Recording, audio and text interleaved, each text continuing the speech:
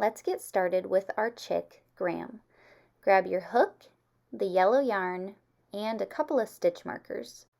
First, we need to do a magic circle.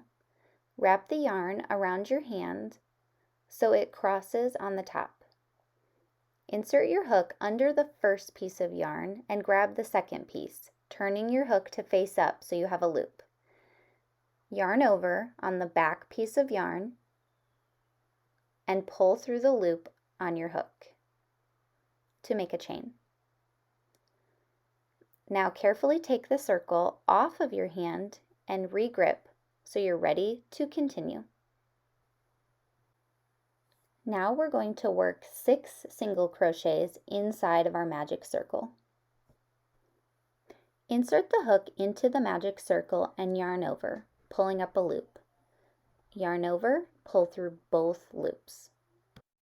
Insert your hook into the magic circle, yarn over, pulling up a loop, yarn over, pull through both loops. You're going to do 4 more single crochets just like that one. If you need some additional support, go back and check out our instructional videos on some of the basic techniques and stitches.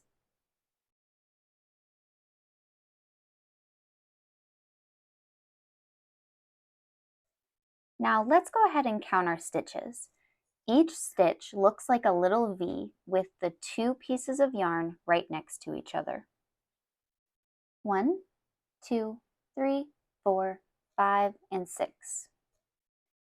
Now we can close up our magic circle by pulling the tail end of our yarn. And let's count again just to be sure. 1, 2, 3, 4, 5, and 6. Here's where our stitch markers are going to come in.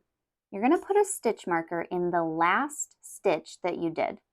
This is important because we are going to be working in continuous rounds in this project, which means there's not going to be an obvious start and end point.